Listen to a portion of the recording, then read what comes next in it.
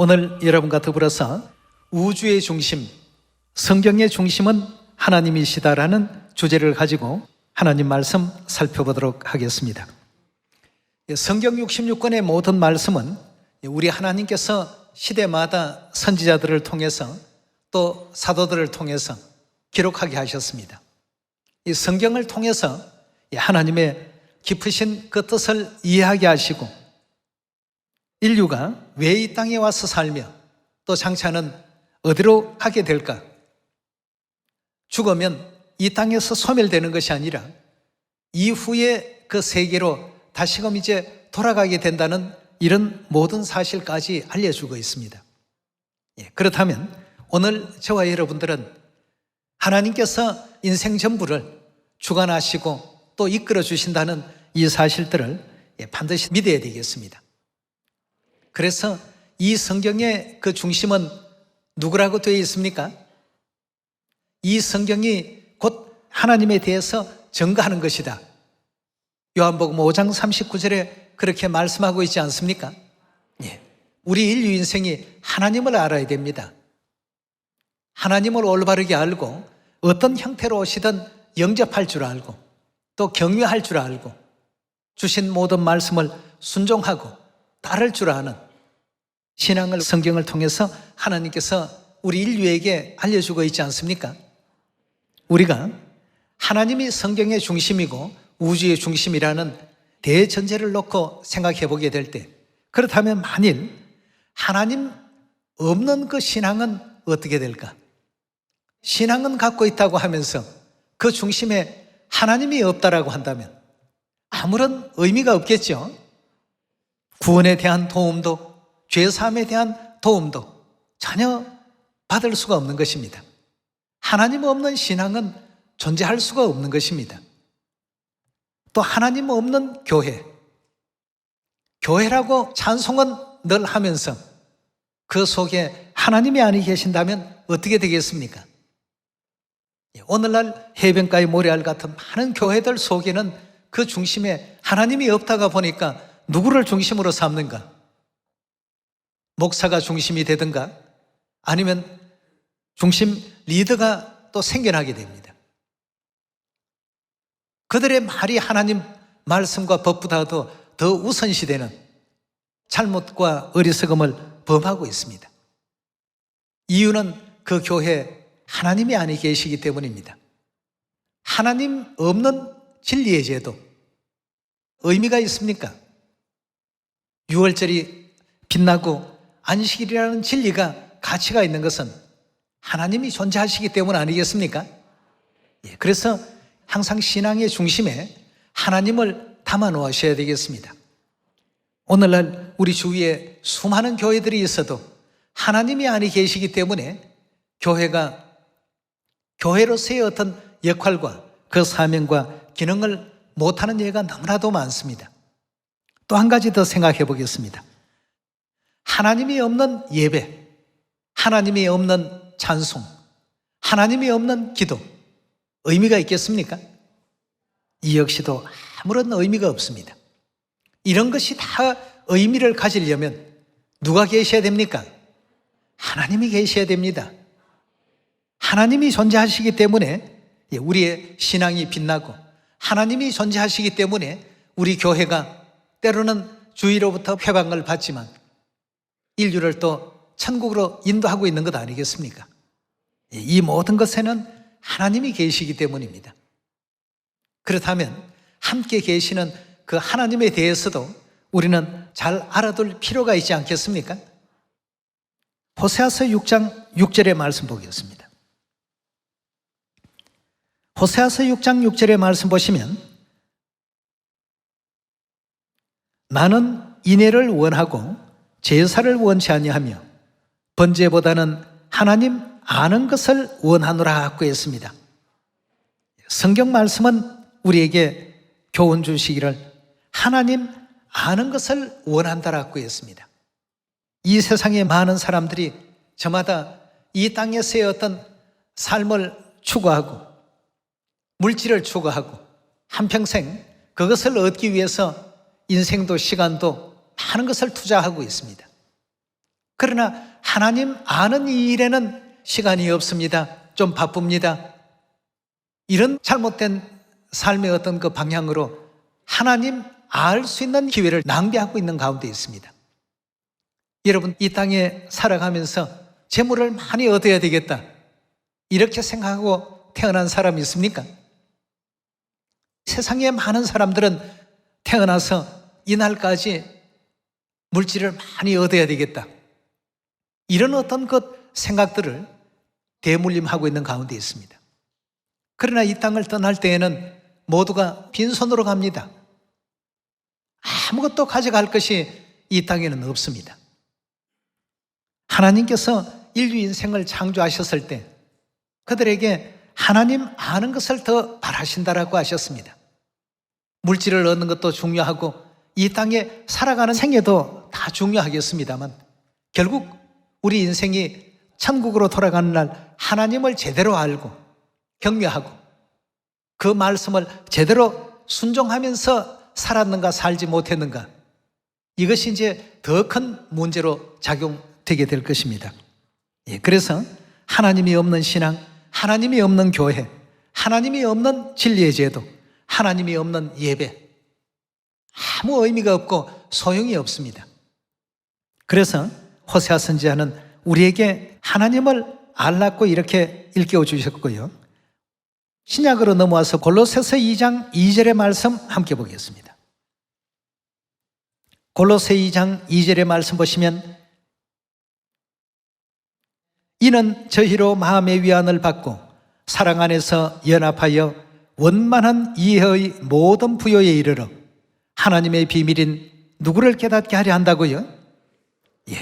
하나님의 비밀은 그리스도라고 했습니다. 하나님의 비밀인 그리스도를 깨닫게 하려 합니다. 3절의 말씀 보시면 그 안에는 지혜와 지식의 모든 보화가 감추어 있느니라고 했습니다. 그 속에는 우리 인류 인생이 장차 이 세상을 떠나게 될 때에는 과연 어디로 가는 것인가? 그저 이 땅에 한 줌의 흙으로 소멸되고 마는 것인가? 아니면 또 다른 그 무엇인가 있어서 새로운 어떤 출발점에 서게 되는 것인가? 이 모든 지혜와 지식이 어디에 감춰 있다고 했냐 하면 하나님의 비밀인 그리스도 안에 전부 감춰져 있더라고 이렇게 알려주고 있습니다. 자, 오늘날 하나님을 믿노라고 하는 교인들의 그 수가 비유로 말한다면 해변가의 모래알같이 많습니다. 전부가 하나님을 믿되 하나님을 제대로 지금 알고 믿는 그러한 것이 없다는 것이 너무나도 안타까운 일이죠. 그래서 성경은 하나님의 비밀은 누구를 깨닫는 것이라고요? 그리스도를 깨닫기를 원하신다라고 이렇게 알려주고 있습니다. 예수 초림 당시에도 그 유대인들이 하나님을 믿고 하나님을 안다라고는 했지만, 성경은 안다라고 했지만 이 땅에 오신 그리스도는 제대로 알지를 못했습니다. 오늘날 성령 시대에도 수많은 교회가 있고 성경을 500번도 읽고 1000번까지 읽었다고 하는 사람들도 더러더러 있습니다. 그러나 많은 것을 읽고 많은 것을 보아도 그 속에서 하나님께서 우리 인류에게 전하시는 그 뜻을 이해하지 못하니까 이 땅에 두 번째 오신 그리스도도 제대로 영접하지 못하고 신부 대신 어머니 하나님에 대한 진리도 찾지를 못했는데, 초림 당시에도 많은 그 하나님을 믿노라고 하는 사람들이 육체를 입으신 하나님을 제대로 알지 못하고 영접지 못했던 것처럼 오늘날 역시 육체를 입고 두 번째 이 땅에 오신 그리스도 안성님, 새 예루살렘 하늘어머니, 성령과 신부에 대해서도 잘 이해할 수 없는 이유가 있다고 했습니다. 그 문제에 대한 답을 한번 찾아보도록 하겠습니다. 고린도후서 4장입니다. 고린도후서 4장 3절의 말씀 보시면, 만일 우리 복음이 가리웠으면 망하는 자들에게 가리운 것이라. 그 중에 이 세상 신이, 이 세상 신 하면 누구를 가리킵니까?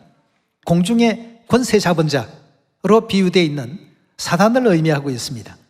그 중에 이 세상 신이 믿지 아니하는 자들의 마음을 어떻게 한다고요?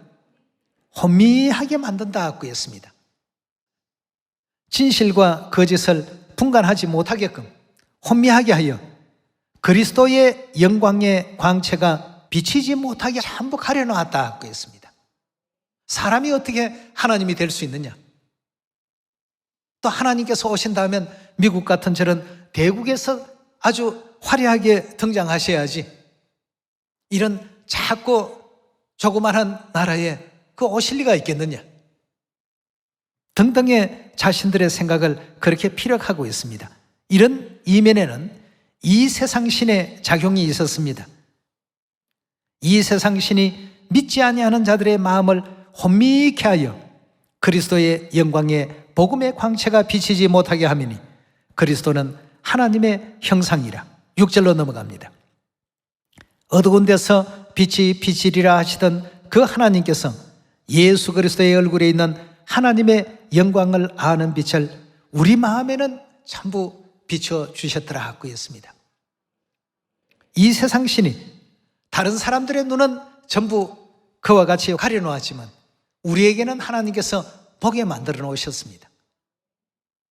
예수님께서 사람들이 나를 누구로 알고 있느냐라고 질문했을 때 제자들의 그 대답은 일상적인, 어떤 사람은 선지자라 합니다.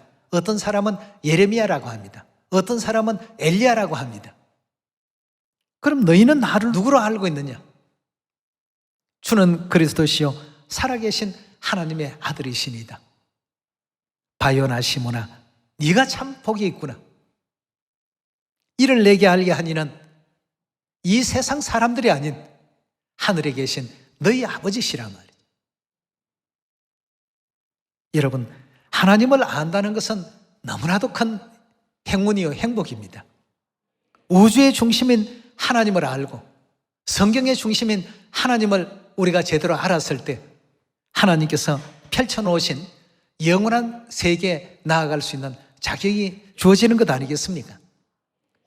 이래서 이제 이 세상 신인 악한 원수 마귀는 사람들의 마음을 항상 혼란하게 만듭니다. 어떻게 목수의 아들이 하나님이 될 수 있는가? 이 사람은 배우지도 아니했는데 어떻게 그를 읊어대는가 말이에요. 여러 가지 말로 예수님에 대해서 비방하고 조롱하고 회방하는, 혼미하게 하는 많은 작용들이 있었던 것이죠. 그렇지만 그런 가운데서도 베드로에게는 알려주시고 요한에게도 알려주시고 사도 바울에게도 알려주셨듯이 오늘날 하늘아버지를 알고 하늘어머니를 아는 영광의 빛을 우리에게 하나님께서 다 비춰주셨습니다. 그러니까 안사홍님은 우리의 하나님이시다. 또 새예루살렘 하늘어머니는 우리의 영의 어머니시다. 이렇게 자신 있게 말할 수 있는 것 아니겠습니까? 예. 전 세계 모든 사람들이 이 성경 66권을 똑같이 보는데도 이 세상 신이 온통 캄캄한 흑암으로 가려놨습니다. 2000년 전 예수 초림 당시로 넘어가 보면 하나님을 믿노라고 하는 종교인들이 참으로 많았습니다. 세속적인 권력도 교권도 교회 권세도 전부 가지고 있었던 그들이었습니다. 그들이 그런 수많은 것을 가지고는 있었지만 오신 하나님은 어떻게 했습니까? 알아보지를 못했습니다. 그들이 섬기던 하나님을 십자가에 못 박습니다. 침을 뱉습니다. 또 돌을 들고 치려고 덤벼듭니다. 온갖 모욕적인 언사를 서슴없이 내뱉고 있습니다. 그 모든 이면에는 이 세상 신이 저들에게 믿지 못할 혼미한 심령을 베풀었기 때문이죠. 그러나 우리에게는 하나님께서 하나님을 아는 이와 같은 빛을 비춰주셨습니다. 오늘날 이 시대에도 같은 성경을 보면서도 보는 시각이 다릅니다. 왜냐하면 그들은 사람에게서 배운 사람의 어떤 지식이요, 우리는 누구에게 배웠습니까? 이사야서에 하나님께서 우리에게 가르치실 것이라고 했습니다. 아버지께 듣고 배운 사람들만이 다 내게로 올 수 있다고 했습니다. 미가 선지자의 예언 가운데서도 미가 4장의 말일에 그가 그 도로 우리에게 어떻게 하신다고요? 가르치신다고 했습니다. 우리에게는 하나님을 아는 빛을 누가 친히 알려주십니까? 하나님께서 친히 이 땅에 오셔서 알려주시고 나는 어머니를 따른다 하시며 성령의 신부에 대한 진리의 가르침까지 다 우리에게 전하지 않았습니까? 하나님을 아는 빛을 우리 가운데 받았다는 것, 너무나도 참 기쁜 일이고 축복받을 이와 같은 일 아니겠습니까? 그럼 2000년 전 하나님을 믿노라고 했던 그들의 미래는 어땠을까? 마태복음 우리 23장을 한번 열어보도록 합시다. 마태복음 23장 13절입니다. 화 있을진저 외식하는 서기관들과 바리새인들이여, 너희는 천국문을 사람들 앞에서 닫고 너희도 들어가지 않고 들어가려고 하는 자들도 들어가지 못하게 하는도다 하고 했습니다. 자, 그 당시에 바리새인 서기관들에게 예수님께서 친히 직접적으로 내리신 판결입니다. 33절로 넘어가 보겠습니다. 뱀들아, 독사의 새끼들아, 너희가 어떻게 지옥의 판결을 피하겠느냐고 했습니다. 외적으로 본다면 굉장히 참 그럴듯한 성전도 갖고 있고 세속적인 권력도 있고 또 종교적인 권력도 한꺼번에 가지고 있었던 이들이었지만 예수님의 눈에서는 독사의 자식으로서 그렇게밖에 보이지가 않았던 것입니다. 그들은 예수님을 주는 그리스도시요 우주의 중심이십니다. 우리 믿음의 중심이요 성경의 중심입니다. 그러지 못했습니다. 그들 속에 하나님 아는 지식이 없고 지혜가 없는데 대제사장이면 못하겠습니까? 옛날 조선시대에 암행어사가 있습니다. 임금의 뜻을 잘 받들어서 백성들에게 선정을 베푸는지 아니면 악정을 베푸는지 이런 것을 이제 판단하기 위해서 비밀리에 암행어사가 파견이 되지 않습니까? 그 자리에서 바로 봉고 파직을 시킬 수가 있고 그 자리에서 성찰을 시킬 수도 있는 권한입니다. 임금의 권한을 집행하는 권한입니다. 예수님께서도 육체를 입고 이 땅에 오셔서 판결을 뭐라고 내리셨느냐 하면 이 사람들은 다 지옥의 판결을 받을 사람들이단 말이에요.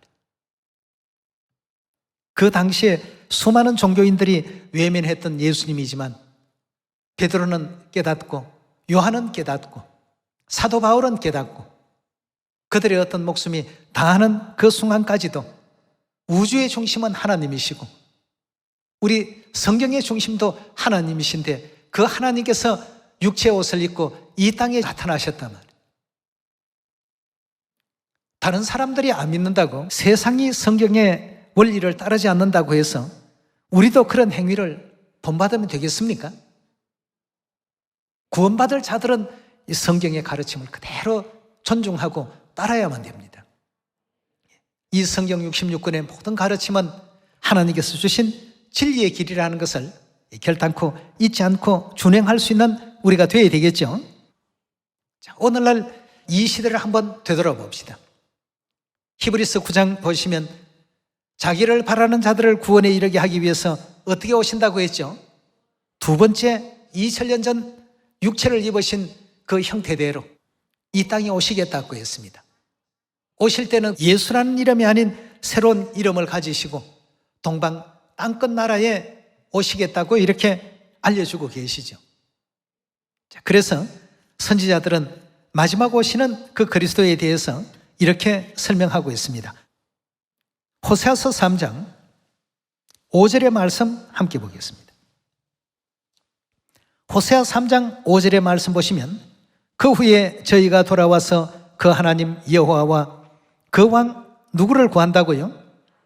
다윗을 구하고 말일에는 경외함으로 그 다윗을 경외함으로 여호와께로와 그 은총으로 나아갈 것이다 고 했습니다. 호세아 선지자가 이 예언서를 기록하기 250년 이전에 이미 다윗은 죽어버렸습니다. 이 땅의 사람이 아닌데도 불구하고 누구를 격려한다고요? 다윗을 구하고 말일에 격려함으로 하나님의 은총 가운데 나아가게 될 것이다, 이렇게 알려주고 있습니다. 자, 그렇다면 이 다윗은 육적 다윗은 아니겠죠? 자, 그렇다면 예언적인 어떤 다윗에 대해서 누가복음 1장으로 한번 말씀 옮겨보도록 합시다. 누가복음 1장 31절입니다. 보라, 내가 수태하여 아들을 낳으리니 그 이름을 예수라 하라. 저가 큰 자가 되고 지극히 높으신 이의 아들이라 일컬을 것이요 주 하나님께서 그 조상 다윗의 위라고 하는 것은 다윗의 왕위를 누구에게요? 저에게 주시리니. 저는 누구를 뜻합니까?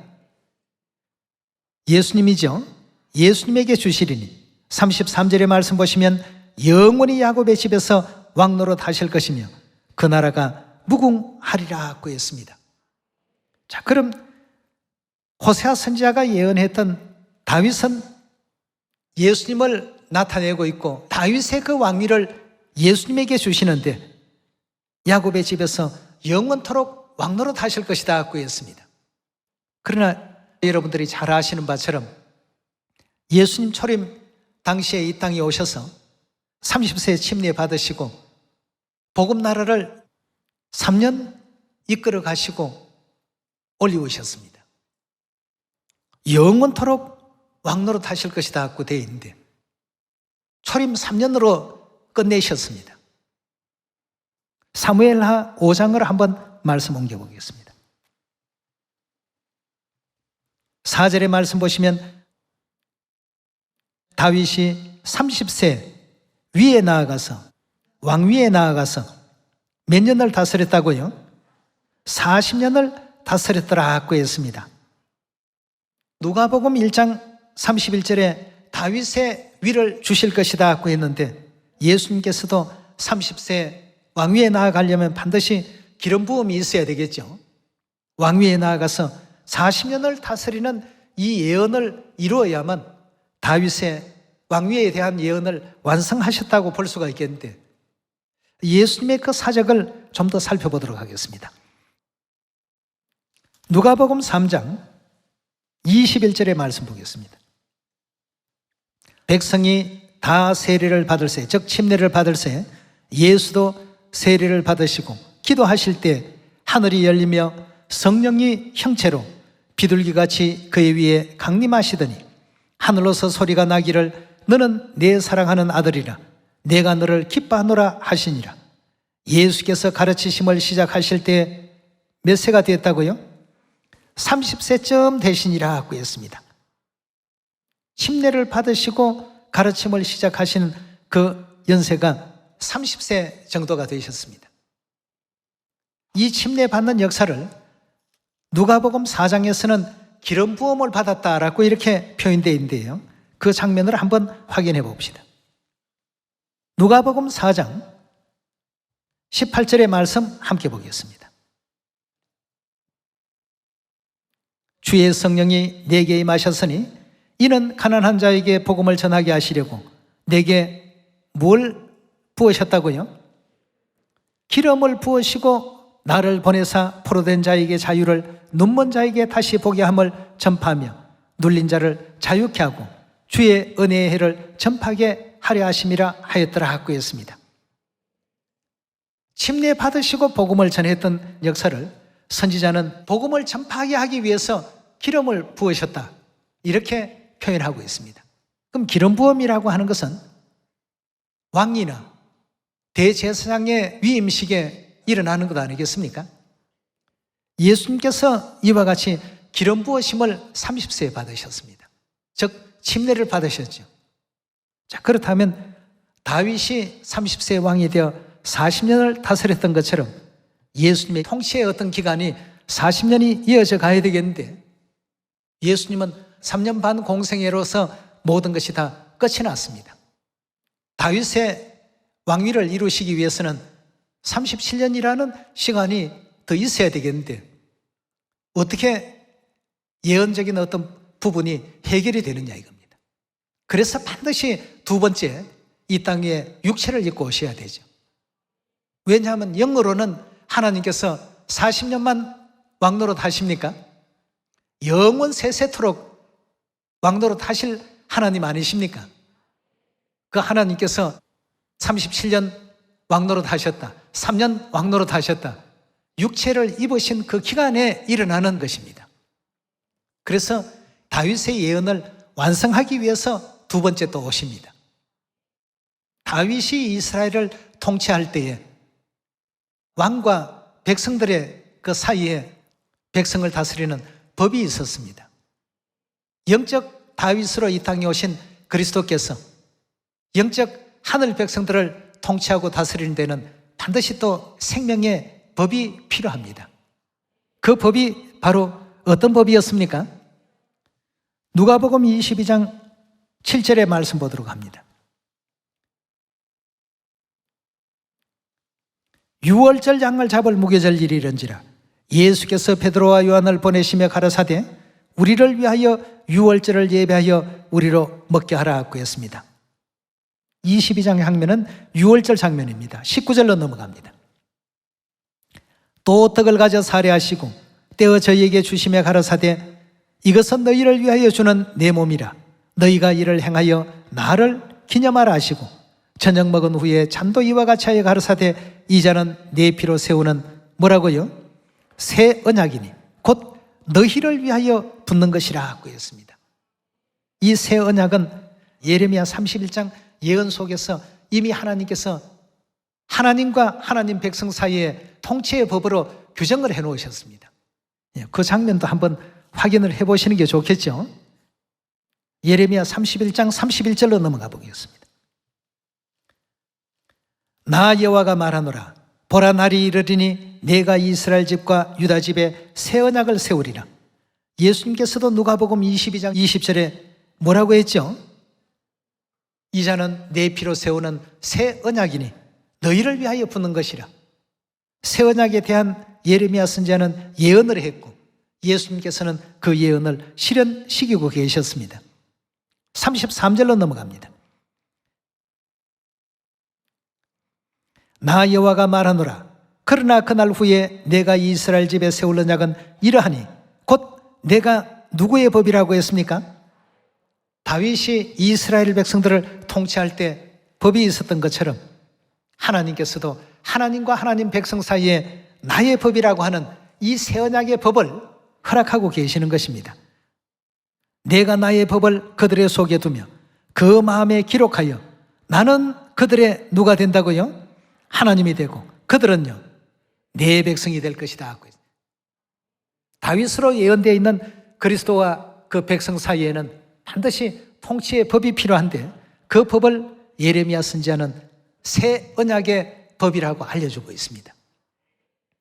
그렇다면 그리스도께서 3년간 복음 나라를 이끌어 가시며 초림 당시에 새 언약의 법으로 하나님의 그 백성들을 인도하시고 이끄셨듯이 남은 37년은 하나님의 백성들을 어떤 법으로 다스리시고 통치해 가실 것입니까? 당연히 새 언약의 법이죠. 초림 때 새 언약의 법으로 복음 나라를 다스리고 통치하셨다면 재림 때에도 반드시 새 언약의 법을 가지시고 등장하셔서 나는 그들의 하나님이 되고 그들은 내 백성이 될 것이다 하시는 이 예언을 완성하시고 이루셔야 되지 않겠습니까? 예. 이 새 언약의 법을 가지시고 37년 복음 나라를 이끌어 가신 그 다윗이 바로 누구십니까? 그리스도 한사홍님이십니다. 예. 그래서 초림 때에도 새 언약의 법을 가지고 재림 때에도 새 언약의 법을 가지고 우리 시온의 모든 자녀들을 진리 가운데로 인도하시는 그가 곧 내니라라고 이렇게 하나님께서 말씀을 하셨습니다. 그래서 이사야 선지자는 이사야 25장에 오래 저장하였던 포도주로 즉 새 언약의 포도주로 사망을 영원히 멸하시는 그분을 보거든 너희는 다른 것 생각지 말라. 그가 바로 누구라고요? 우리의 하나님이시다. 우리가 기다려온 바로 그분이시다. 그가 우리를 구원하실 것입니다. 뭘 가지고요? 새 언약의 이 율례와 규례와 법도를 가지고 새 언약의 진리의 법을 가지시고 37년 복음의 그 모든 역사를 이끌어 가신 우리의 그리스도 하늘아버지 안사홍님이십니다. 새 언약의 안식일, 새 언약의 침례, 새 언약의 유월절, 새 언약의 3차 7계절기, 새 언약의 수건규례, 그 누구도 초대교회 그 모든 새 언약의 진리를 그대로 복구하지 못했지만 하나님이 이 땅에 오셔야지만 그 모든 것이 복구가 되고 복원이 된다고 했습니다. 새 언약의 법은 아무나 이 땅에 가지고 올 수 있는 그런 제도가 아닙니다. 이 세상 신이 모든 사람들의 마음을 혼미하게 지금 만들어 놔서 이 땅에 참 하나님께서 오셔도 하나님을 제대로 영접지 못하고 은혜에 대한 그 고마움보다는 오늘의 내가 왜 이렇게 힘들어야 됩니까? 왜 저렇게 고통스럽습니까?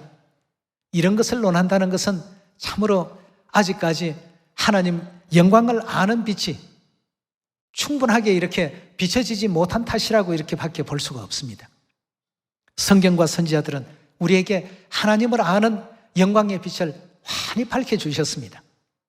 우리가 지금 이지러지고 파손되었던 새 언약의 유월절 진리 가운데 다 나오고 있지 않습니까? 새 언약의 안식일 온전히 준행하고 있지 않습니까? 어떤 사람은 안식교에서 안식일 지키지 않습니까? 하는데 안식교의 안식일은 금요일부터 시작되는 안식일입니다. 온전한 안식일이 아닙니다. 새 언약의 진리의 제도를 찾아주시고 다윗의 생애를 온전히 또 걸어가시며 새 언약의 복음 나라를 이끌어 가신 초림 때에는 예수라는 이름으로, 재림 때에는 새 이름 안사홍님이라는 이름으로 이 땅에 오셔서 이 복음의 나라를 이끌어 주셨던 아버지를 기억하고 아버지께서 나는 어머니를 따른다라고 남겨놓으신 그 진리의 말씀 결단코 우리가 잊지 아니하고 아버지 어머니 성령과 신부께서 온 인류에게 내게로 오라고 불러주실 때 그 부르심에 주저하지 않고 힘있게 또 달려갈 수 있는 여러분들이 꼭 되시기를 다시 한번 부탁드리면서 오늘 말씀 이것으로 마칩니다. 감사합니다.